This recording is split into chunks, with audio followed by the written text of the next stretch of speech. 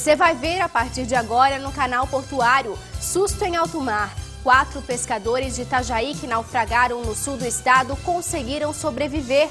Novas regras para caminhões de contêineres que trafegam em Itajaí devem ser aplicadas. Embargo russo à carne brasileira pode estar chegando ao fim. E ainda, em Balneário Camboriú, uma fábrica de lanchas vem ganhando espaço no mercado.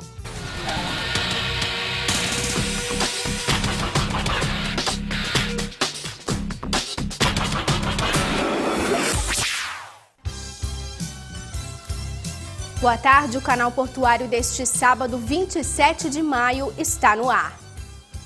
A greve dos auditores fiscais da Receita Federal está prejudicando o resultado da balança comercial em maio. O crescimento das exportações e importações registrado no mês está muito abaixo da média do ano. As exportações brasileiras somaram mais de 2 bilhões na terceira semana do mês, com queda de 4%. Em contraposição, as importações registraram quase 2 bilhões, 42,7% a mais na mesma base de comparação. Com o resultado, o saldo comercial na semana foi quase 60% menor. Uma oportunidade a mais para quem deseja entrar no mundo portuário. Agora o Senai de Itajaí está com o curso em Gestão Estratégica Portuária. As aulas já começaram. Veja. O curso MBA em Gestão Estratégica e Portuária é destinado a empresários e pessoas que já trabalham em alguma empresa relacionada ao porto. É o caso de Alessandro. Há 8 anos no ramo de logística, o supervisor administrativo vê no novo curso uma forma de ampliar os horizontes da profissão que exerce. Esse curso veio, acho que para somar, né? Para somar a nível pessoal e profissional. Então a minha busca é a melhora contínua, crescer, evoluir.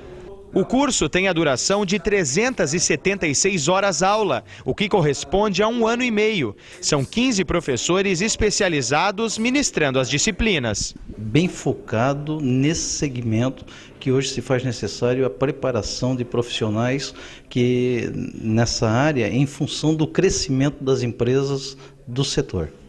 O Mercosul adquiriu 26% a mais de produtos catarinenses no acumulado de 2006. As mercadorias mais vendidas para o bloco comercial são refrigeradores e congeladores, que entre janeiro e abril totalizaram 18 milhões de dólares, com alta de 45% sobre o valor de igual período do ano passado. As exportações realizadas por Santa Catarina ao Mercosul entre janeiro e abril subiram 26% na comparação com o ano passado, atingindo 162 milhões de dólares.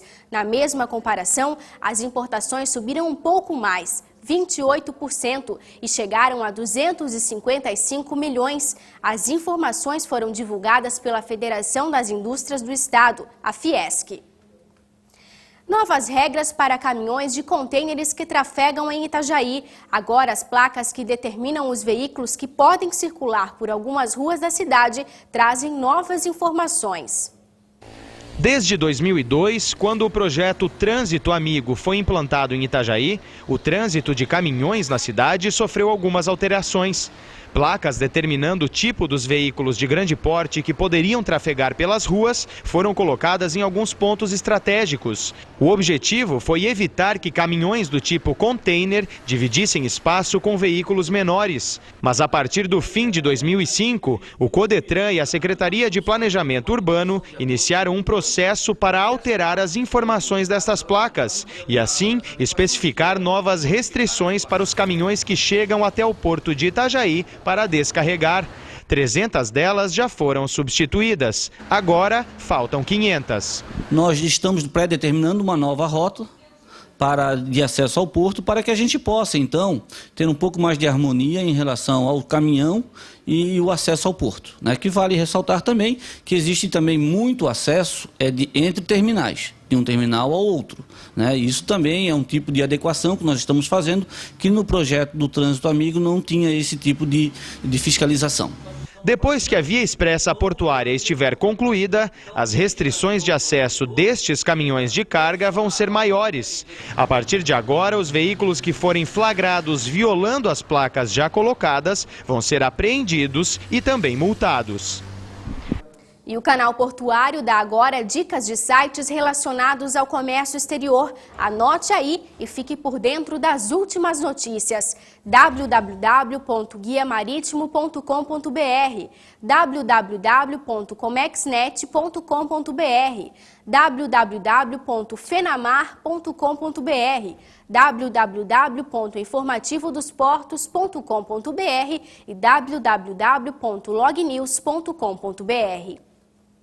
Você vai ver a seguir, embargo russo à carne brasileira pode estar chegando ao fim e ainda mais de 4.000 contêineres ficaram parados esta semana no porto de Itajaí.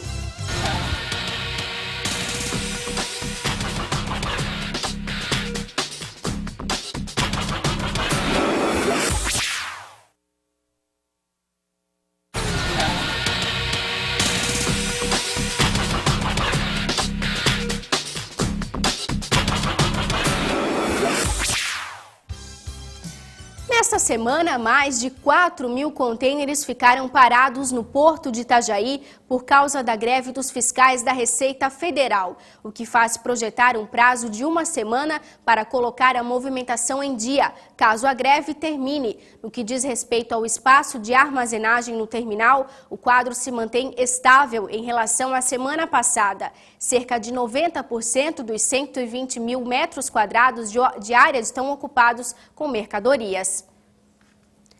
O embargo russo à carne brasileira pode estar chegando ao fim. Uma comitiva catarinense chegou no início desta semana russa para buscar acordos de cooperação mútua. Empresários da região estão otimistas. Para esse diretor de uma grande empresa catarinense, o momento é ideal para que se busque acordos de cooperação técnica com os russos. O país, principal consumidor do produto brasileiro, já acumula perdas com o embargo, já que além do clima desfavorável, os russos não têm matéria-prima para produzir o próprio consumo. Para o empresário, a comitiva deve trazer na bagagem de retorno novos rumos para a exportação da carne catarinense. Óbvio que, sendo especificamente esta finalidade, é o que debaterão e deverão trazer resultados positivos, pois assim esperamos. Apesar do otimismo, o empresário lembra que se o embargo russo durar mais de um mês, a economia brasileira pode sofrer consequências irreversíveis. Danosa, altamente prejudicial. Nós estamos, como falei antes, no limite que define o acionamento da cadeia produtiva. Lida-se com vidas animais, especialmente o frango, desde o pintinho de um dia ao momento de abate, tudo é planificado. E se romper essa consequência, será muito grave e será uma crise econômica muito difícil para a cadeia produtiva. Em Balneário Camboriú, uma fábrica de lanchas vem ganhando espaço no mercado estadual e até nacional. A meta da empresa agora é começar a exportar para outros países os barcos produzidos aqui na região. Esta fábrica de lanchas em Balneário Camboriú produz 15 barcos por mês. Para pesca ou passeio, os preços podem chegar a R$30 mil. O valor é da embarcação completa, com motor. O início da construção é feito por um engenheiro, que elabora e calcula o protótipo do casco. Depois, a estrutura é montada em cima de um molde. O trabalho é minucioso. Para que as peças da lancha fiquem ideais para a navegação, o funcionário precisa misturar este produto, chamado de catalisador, que ajuda na secagem. Na hora da pintura do gel coat, né? Se a catalisação não for certa, o gel não seca e pode danificar a pintura do barco. Depois que o casco está pronto, vem a construção do convés, a parte superior da lancha. O processo demora 6 meses, por causa dos inúmeros detalhes de cada embarcação. Para determinar o número de pessoas permitido por barco, a Capitania dos Portos emite uma autorização de acordo com cada estrutura. A indústria de barcos para esporte no Brasil ainda está engatinhando. Por aqui, o número de embarcações na costa brasileira ainda é muito pequeno se comparado a outros países do mundo. Por exemplo, nos Estados Unidos, existe um barco para cada 20 habitantes. No Brasil, este número é de uma embarcação para cada 1.600 pessoas. Observando o forte mercado de barcos de pesca e passeio em outros países, a empresa pretende começar a exportar lanchas. Estados Unidos, Espanha e Argélia estão entre os países que devem comprar as embarcações produzidas em Balneário Camboriú. Só está faltando a empresa se adequar às normas de navegação de cada país. Para a Europa seria a RINA, o mercado comum europeu, e para os Estados Unidos seria as normas exigidas pela Marinha Americana, que são pouca diferença, mas teria que se adequar às duas normas. Nós já estamos e nossos engenheiros já estão em aprimoramento para dentro de no máximo 2 meses já está pronto preparado para exportar. Os principais compradores no Brasil são o Espírito Santo e São Paulo. Para sempre inovar, a fábrica tem como meta desenvolver um modelo novo exclusivo por ano. A alfândega do Porto de Santos apreendeu no último fim de semana cerca de R$800 mil em mercadorias falsificadas provenientes da China. A Receita Federal e a Polícia Federal investigavam esses operadores de importação há 4 meses. A carga foi embarcada no porto chinês e continha falsificações de marcas internacionais famosas. Foram apreendidas 6 mil bolsas, 2 mil pares de tênis e 12 mil carteiras, além de grande quantidade de óculos. Os envolvidos nesta importação já foram identificados e vão responder a processo administrativo, tributário e penal. A Inspetoria da Alfândega de Santos não divulgou os nomes das pessoas e das companhias envolvidas na importação, nem da empresa compradora da carga. Susto em alto mar. 4 pescadores de Itajaí que naufragaram no sul do estado conseguiram sobreviver. Um deles conversou com a nossa equipe e conta como foi passar 3 dias à deriva. Companheira há 23 anos, a pesca virou inimiga de Edson na noite do último sábado. Deu a batida, mas a batida eu não sabia se era navio, se não era. Aí pulamos eu e mais 3 do beliche, né?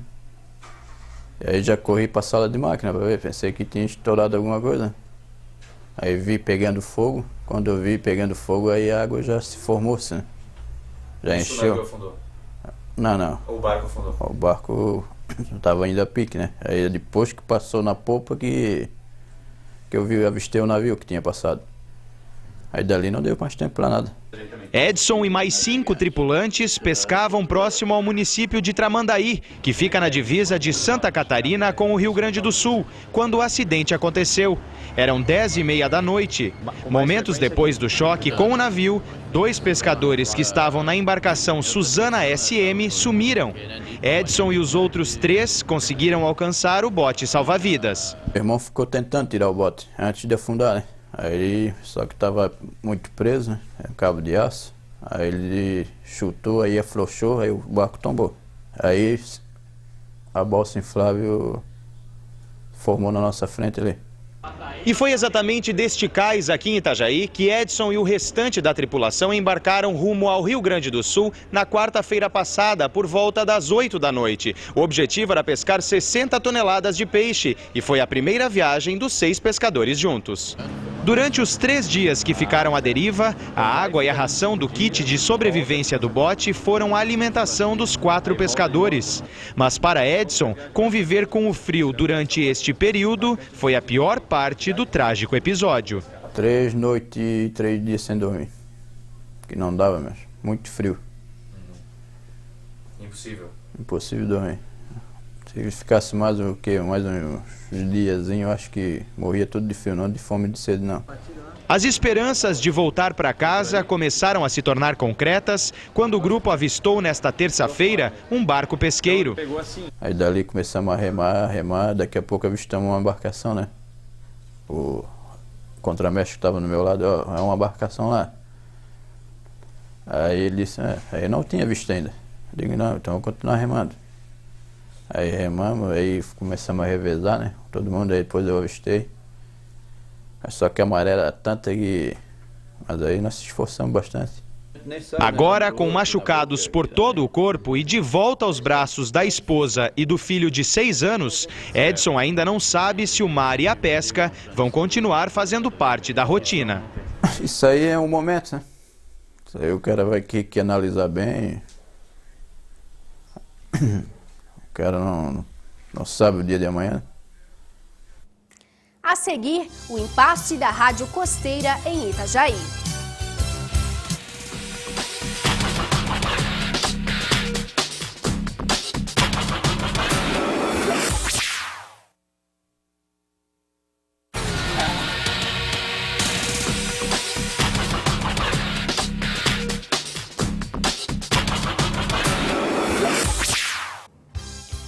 Já estamos de volta com o canal portuário. A Rádio Costeira de Itajaí continua fechada. A assinatura do convênio com o Sindicato dos Trabalhadores da Pesca, autorizado pela Câmara de Vereadores, foi prorrogada por 2 vezes. Agora, o Citrapesca anuncia que desistiu de assumir a rádio. E ao meu lado já está o secretário de Aquicultura e Pesca de Itajaí, Manuel Xavier de Maria. Mas antes, vamos a uma matéria com a repórter Elisângela Cardoso. Depois de 9 meses de espera, a Rádio Costeira deve continuar fechada por mais alguns dias. A estação, que auxilia pescadores, vai voltar a funcionar 24 horas por dia com 6 funcionários, assim que a questão burocrática for solucionada. Segundo o presidente do Sindicato dos Trabalhadores nas Empresas da Pesca, Citrapesca, o sindicato já estava contratando os funcionários quando desistiu do convênio, já aprovado pelos vereadores. O projeto de lei que autoriza o convênio com o Citrapesca foi aprovado na Câmara de Vereadores no último dia 4 de maio. A assinatura estava programada para o dia 17 e foi prorrogada. O presidente do Citrapesca diz que a morosidade e outras questões políticas fizeram o sindicato desistir de assumir a Rádio Costeira. Nós achamos que está havendo política no meio, porque nós iríamos assinar o convênio no dia 18, e na quarta-feira, dia 17, recebemos a visita aqui de um vereador, onde falava que nós teríamos que dar o comando da rádio a um antigo operador. O que nós não concordamos, porque o Citrapesca não é cabide de emprego de ninguém. Então, resolvemos aqui, a diretoria aqui, que não firmasse mais o convênio. O secretário da Pesca afirma que ainda não recebeu um comunicado oficial do Citrapesca desistindo do convênio. Representantes das 2 entidades devem se reunir para discutir o destino da Rádio Costeira. Se não houver negociação, um novo projeto será apresentado à Câmara. E se não for possível o convênio com o Citrapesca frente à posição da diretoria, a saída, conforme a doutora Flávia Cristina e o secretário de governo, é se mandar um novo projeto para a Câmara de Vereadores para que a gente possa fazer a contratação de uma empresa para tocar a Rádio Costeira de Itajaí. Tá aí, secretário, o impasse então com a Rádio Costeira. Como é que está a situação? Como é que ficou a situação nessa semana? A gente pode dizer às pessoas de que o Citrapesca, como órgão representativo da classe dos pescadores, deu mais uma vez no dia de ontem uma posição de que se interessa assim, pela garantia da vida dos pescadores em alto mar. Conversamos, não somente eu, mas também com a presença do Francisco Gervásio e Adiel Trupp, com o Jairo da Veiga no dia de ontem e o Aloísio, e colocamos para eles o interesse da Prefeitura em manter esse convênio de que a gente consiga operacionalizar a Rádio Costeira o mais breve possível. O Jairo e o Aloísio, como diretoria do Citrapesca, aceitou por bem, então, fazermos esse convênio, né? Esquecermos o impasse que ocorreu e garantirmos dessa forma a comunicação terra-mar aos pescadores. E sexta-feira a gente estará assinando esse convênio na Prefeitura de Itajaí, na presença do senhor prefeito municipal. Então, a próxima semana a Rádio Costeira já deve estar funcionando? Quase que sim, eu acredito que sim, porque a assinatura do convênio sendo feita não tem mais nenhum impasse para que a Rádio Costeira seja colocada em operação, a não ser a contratação dessas pessoas pelo sindicato, como o próprio presidente nos colocou, de que essa contratação vai ser através do sindicato. Eles vão fazer essa contratação e eles vão operacionalizar a Rádio Costeira. Temos certeza que na próxima semana, já com a assinatura do convênio nesta sexta-feira, o sindicato possa estar colocando as pessoas para fazer a Rádio Costeira funcionar 24 horas por dia, como era o sonho do senhor prefeito e dos pescadores. Ter uma Rádio Costeira 24 horas por dia, atendendo eles nas horas de mais necessidade. Secretário, para o pessoal que está em casa entender, como é que funciona uma Rádio Costeira? Para que ela serve? Onde que ela auxilia os pescadores?